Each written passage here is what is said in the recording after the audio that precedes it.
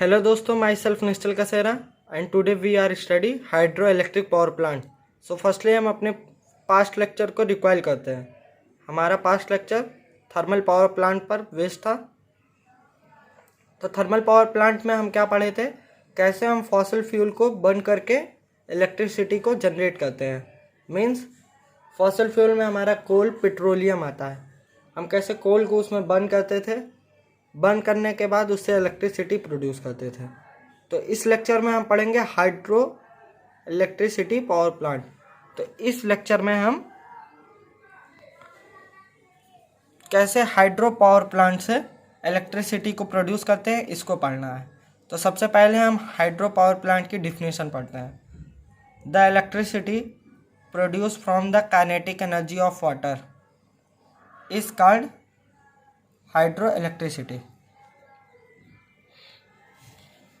The electricity produce means जो electricity होती है वो कहाँ से प्रोड्यूस हो रही है, from the kinetic energy of water, जो वाटर के पास काइनेटिक एनर्जी है उससे। इस कॉल्ड हाइड्रो इलेक्ट्रिसिटी, तो उसे हम क्या कहेंगे, hydro electricity. And a plant which generate electricity, और जो प्लांट हमारा इलेक्ट्रिसिटी जनरेट करता है ऑन अ लार्ज स्केल, काफ़ी मात्रा में, मतलब बहुत ज़्यादा क्वांटिटी में, from flowing of water is called hydro electric power plant. तो उसे हम क्या कहेंगे, वो हाइड्रो इलेक्ट्रिक पावर प्लांट है। एक ऐसा प्लांट जो इलेक्ट्रिसिटी जनरेट करता है काफ़ी ज़्यादा मात्रा में, काफ़ी बड़ी स्केल क्वांटिटी में। कैसे जनरेट करेगा वो, फ्लोइंग ऑफ वाटर से, तो उसे हम हाइड्रो पावर प्लांट कहेंगे। तो अब हम पहले हाइड्रो पावर प्लांट की वर्किंग और इसके कंस्ट्रक्शन को पढ़ते हैं। तो सबसे पहले हम कंस्ट्रक्शन को पढ़ेंगे। ये मेरा फ्लो डायग्राम है। अब हम सबसे पहले कंस्ट्रक्शन को देखते हैं। कंस्ट्रक्शन में हमारे यहाँ पे रहता है रिजर्वायर। रिजर्वायर का वर्क ये होता है कि ये वाटर को रिजर्व करके रखता है। रिजर्व मतलब अपने पास जमा कर रखता है। और ये डैम है। डैम को आप समझ ही रहे होंगे, ये पानी को रोकने का काम करता है। तो इस लेक्चर में डैम का बहुत ही ज़्यादा काम है, इस वजह से सबसे पहले हम डैम को कुछ ब्रीफली में समझते हैं। तो अब हम देखते हैं डैम कैसे हमारा हाइड्रो इलेक्ट्रिक पावर में वर्क करता है। सपोज करिए कि ये हमारा एक रिवर है, ये हमारा रिवर है।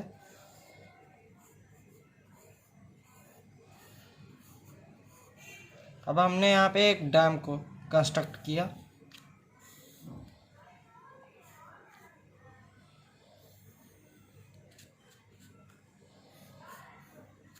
ये हमारा डैम।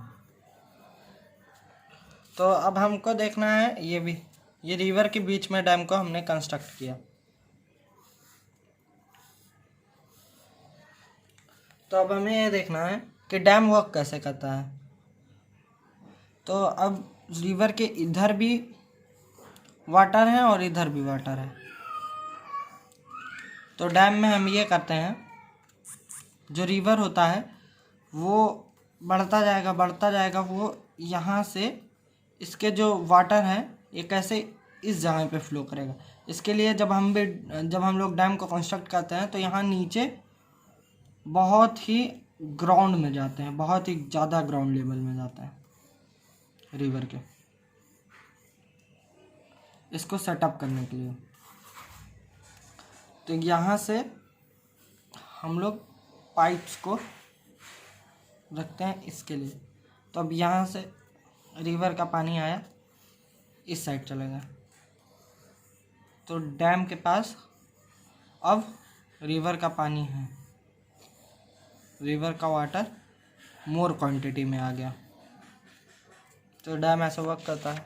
तो अब हम देखते हैं इसमें अपना हाइड्रो इलेक्ट्रिक पावर में। तो ये हमारा डैम है। डैम के इधर रिजर्वायर मीन्स वाटर रिजर्व हो चुका है, जो अभी हमने पढ़ा। तो अब डैम में हमने एक टनल को लगाया। टनल मीन्स पाइप को लगाया। ये रिजर्वायर से कनेक्ट रहता है इससे हम लोग वाटर को फ्लो कराएं। यहाँ मेरा पेन स्टॉक लगा है, यहाँ सर्ज टैंक लगा है और यहाँ पे नोज़ल लगा है। तो हम पहले नोज़ल की वर्किंग समझते हैं। तो नोज़ल की वर्किंग ये होती है, यहाँ पे फ्लो ऑफ वाटर हो रहा है, वाटर यहाँ फ्लो कर रहा है। वाटर के पास कौन सी एनर्जी है? वाटर के पास पोटेंशियल एनर्जी है। वाटर रुका हुआ है, फ्लो कर रहा है, वाटर के पास पोटेंशियल, अब काइनेटिक एनर्जी है। यहाँ पोटेंशियल एनर्जी थी जब वाटर रुका था, अब यहाँ पे काइनेटिक एनर्जी है। तो नोज़ल क्या करता है, यहाँ पे एकदम छोटा सा होल होता है वाटर के सप्लाई के लिए। ये जाके हमारे शाफ्ट या फिर आप टरबाइन कह सकते हैं, टरबाइन से टकराता है। जो यहाँ नोज़ल लगा होता है, इसका वर्किंग ये होता है कि ये जो मेरा वाटर होता है, वाटर को एकदम छोटे से होल से निकालता है, जिससे उसकी काइनेटिक एनर्जी और भी फास्ट हो जाती है। और जब इसकी काइनेटिक एनर्जी और भी फास्ट हो जाती है तो ये इतनी तेज वाटर का फ्लो होता है जिससे ये मेरा शाफ्ट रोटेट होने लगता है। और जैसे हमारा शाफ्ट रोटेट होता है वैसे इलेक्ट्रिक जनरेटर से हमारी इलेक्ट्रिसिटी हमें प्रोड्यूस हो जाती है, इलेक्ट्रिसिटी हमें मिल जाती है। ये है हमारा हाइड्रो इलेक्ट्रिक पावर प्लांट का वर्किंग।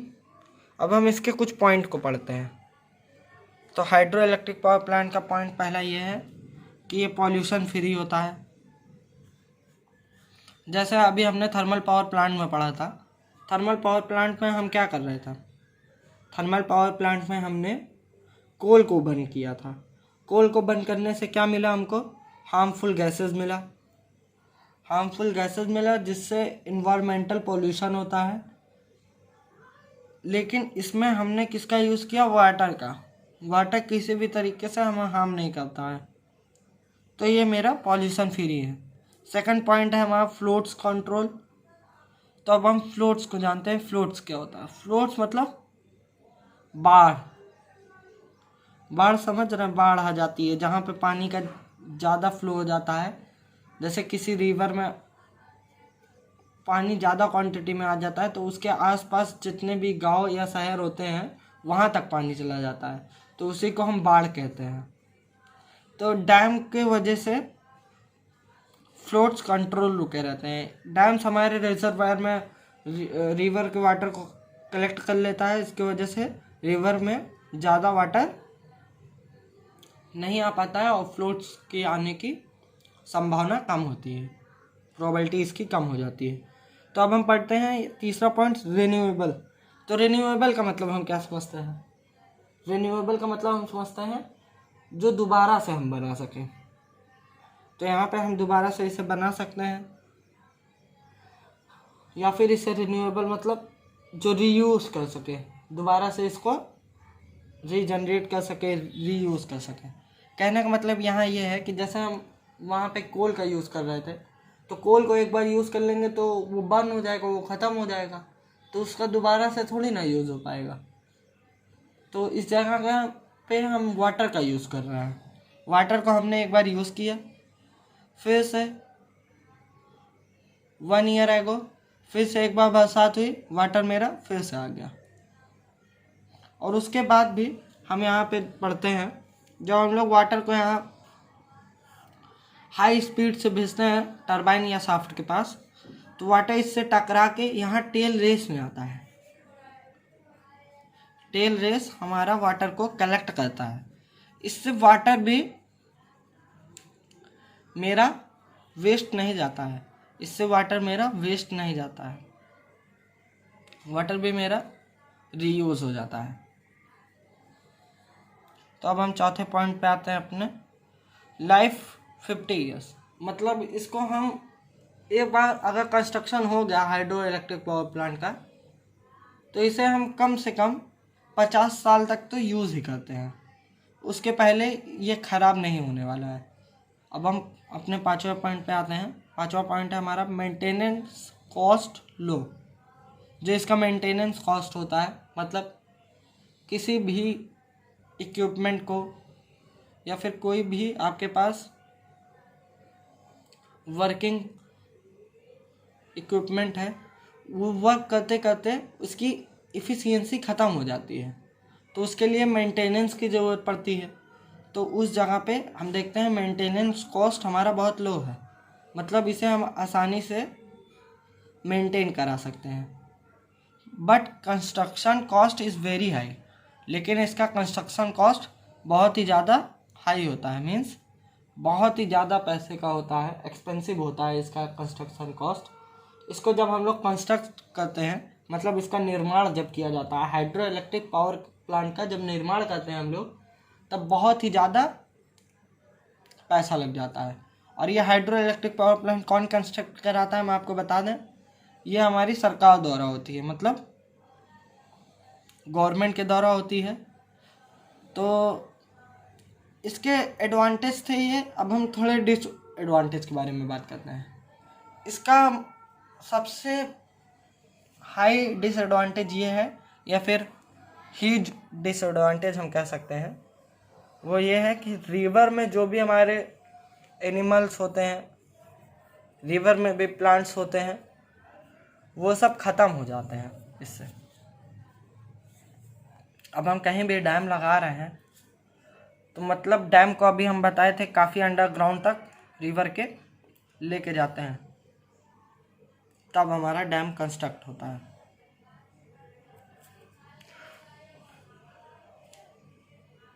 बस अब हम पढ़ते हैं tidal energy. Hydro power plant में बस इतना ही था। हमने हाइड्रो पावर प्लांट की डिफिनेशन पढ़ी, उसके बाद कंस्ट्रक्शन पढ़ा, फिर हमने वर्किंग पढ़ा, उसके बाद हमने एडवांटेज पढ़े, फिर अब हम डिसएडवांटेज पढ़े। अब हम पढ़ने जा रहे हैं टाइडल पावर प्लांट या फिर tidal energy power plant. Tidal energy, the energy derive from raising and falling of ocean tides non has tidal energy. The energy derive means जो एनर्जी है वो प्राप्त हो रही है, मतलब कि जो ऊर्जा है हमारी वो प्राप्त हो रही है from rising and falling of ocean tides. जब हमारी ओशियन टाइड्स राइज कर रही है या फिर फॉल कर रही है, मीन्स ओशियन टाइड्स मीन्स जो ओशियन में, मतलब रिवर में, नदियों में जो हमारे लहर होते हैं, टाइड्स में लहर, जब हमारी ऊपर या नीचे आती हैं तब एनर्जी हमें मिलती है, नॉन हैज टाइडल एनर्जी। मतलब एक ऐसी एनर्जी, एक ऐसी ऊर्जा जो हमें ओशियन के, नदियों के लहर के ऊपर या नीचे जाने से मिले, उसे हम टाइडल एनर्जी कहेंगे। तो हम इसके पहले बेसिक कॉन्सेप्ट को पढ़ते हैं। इसमें बेसिक कॉन्सेप्ट ये है, सोर्स ऑफ रिन्यूएबल एनर्जी। अभी हमने हाइड्रो पावर प्लांट में पढ़ा था कि रिन्यूएबल एनर्जी क्या होता है। रिन्यूएबल एनर्जी ये होती है जो हम फिर से यूज़ कर सकें, रीयूज़ कर सकें, रीमेक कर सकें, मतलब उसको दोबारा से बना सकें, दोबारा से यूज़ कर सकें, उसे हम रिन्यूएबल रिसोर्स या फिर एनर्जी कहते हैं। ये एशियन टेक्नोलॉजी है, मतलब ये आज की टेक्नोलॉजी नहीं है कि जैसे अभी 2000 में या फिर 2010 2020 में लॉन्च हुई हो। ये एशियन, ये प्राचीन ज़माने की टेक्नोलॉजी है जिससे हम टाइडल एनर्जी पावर प्लांट कहते हैं। मून पावर, यहाँ मून पावर से हम क्या समझते हैं, मतलब जो ये राइजिंग एंड फॉलिंग आता है टाइड्स में, लहरों में जो उतार चढ़ाव आता है, वो किसके कारण आता है, मून पावर के पावर से। मून जब रिवर वाटर के ऊपर अपना फोर्स ऑफ अट्रैक्शन लगाता है तब टाइड्स राइज होती हैं, मतलब टाइड्स ऊपर की तरफ आती हैं। जैसे ये हमारा डैम है, इसमें आप देख सकते हैं जो सी वाटर है वो हाई टाइड पे है। मीन्स इसका क्या हुआ, मतलब इस पर मून वाटर अपना फोर्स ऑफ अट्रैक्शन लगाया हुआ है, और इस जगह पे फोर्स ऑफ अट्रैक्शन मून अपना नहीं लगाया है, तो यहाँ सी वाटर लो टाइड पे है। मीन्स जो हमारा सी वाटर है इसमें अभी फोर्स ऑफ अट्रैक्शन मून का नहीं लगा हुआ है। अब हम पढ़ते हैं लो टू नो लैंड यूजेस, मतलब इसमें या तो ज़मीन की बहुत ही कम जगह लगती है या तो एकदम नामात्र की। मीन्स आप ये समझ लीजिए कि इसमें ज़मीन की बहुत ही ज़्यादा कम जगह लगती है। इस टाइडल इलेक्ट्रिक पावर को जनरेट करने के लिए, इसके कंस्ट्रक्शन के लिए बहुत ही कम जगह का यूज़ होता है। This plant generate electricity by the tidal power. ये जो प्लांट होता है ये जनरेट करता है, क्या जनरेट करता है, इलेक्ट्रिसिटी, विद्युत को। किससे जनरेट करता है, बाय द टाइडल पावर। किस चीज़ के पावर से, टाइडल की पावर से, लहरों के पावर से, और टाइडल एनर्जी, लहर के एनर्जी से। Then it is called tidal power plant. तो इसे हम क्या कहते हैं, टाइडल पावर प्लांट कहते हैं। तो अब हम बेसिक कॉन्सेप्ट को पढ़ चुके हैं, अब हम पढ़ते हैं टाइडल पावर प्लांट के कंस्ट्रक्शन में क्या क्या होते हैं और इसकी वर्किंग क्या होती है। तो ये मेरा डायग्राम है, इसमें बहुत ही कम कंस्ट्रक्शन की ज़रूरत होती है, इसमें सिर्फ और सिर्फ डैम की ज़रूरत होती है। तो हम डैम को कंस्ट्रक्ट करते हैं, उसके बाद सी वाटर हमारा इस साइड में रहता है, और जब सी वाटर हाई टाइड में होता है, बहुत ही ज़्यादा हाई टाइड में होता है, उसे हम यहाँ से लीव करते हैं, इस पाइप से छोड़ देते हैं। जब इसे छोड़ा जाता है तो ये टरबाइन को रोटेट करता है, टरबाइन को रोटेट करता है, तब टरबाइन इलेक्ट्रिसिटी को जनरेट करता है। उसके बाद ये पानी यहाँ चला आता है टाइडल बेसिन में, मतलब डैम के रिजर्वायर में आप कह सकते हैं। हम हाई टाइड को पढ़ चुके हैं, अब लो टाइड के बारे में पढ़ते हैं। तो लो टाइड कब आता है, लो टाइड जब मून अपना फोर्स ऑफ अट्रैक्शन लगाता नहीं है तब लो टाइड होता है। मीन्स इसकी जो लहरें होती हैं वो सामान्य होती हैं, वो अपना जैसे हमेशा रहती हैं कांस्टेंट वैसे रहती हैं, लेकिन जब फोर्स ऑफ अट्रैक्शन लग जाता है मून का तब हाई टाइड आता है, और लो टाइड जब फोर्स ऑफ अट्रैक्शन मून का नहीं लगता है तब आता है। तो इसमें सी वाटर हमारा बहुत ही कम लेवल में होता है, बट जो हमारे पास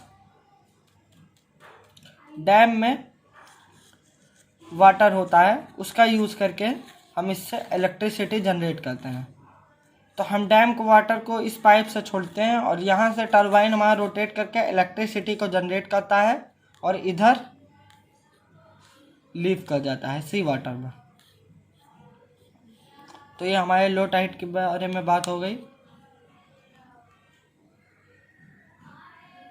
ये दोनों हमारे डायग्राम है।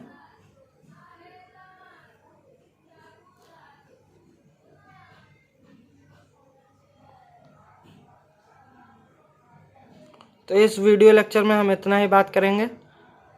इस लेक्चर में हमने पढ़ा क्या क्या, एक बार रिकॉल करते हैं। इस लेक्चर में हमने पढ़ा हाइड्रो पावर प्लांट, उसके बाद हमने पढ़ा हाइड्रो पावर प्लांट की कंस्ट्रक्शन को, कैसे कंस्ट्रक्ट होता है हाइड्रो पावर प्लांट। उसके बाद हमने पढ़ा इसके वर्किंग को। उसके बाद हमने टाइडल एनर्जी पावर प्लांट पढ़ा। और एक चीज़, जो टाइडल एनर्जी पावर प्लांट होता है ये भी मेरा किसी प्रकार का भी हार्मफुल नहीं होता है और ना पॉइजनस होता है और पॉल्यूशन फ्री होता है, और इसके वजह से हम बेसिक बता चुके हैं टाइडल एनर्जी के। तो इस लेक्चर में हम इतना ही पढ़ते हैं।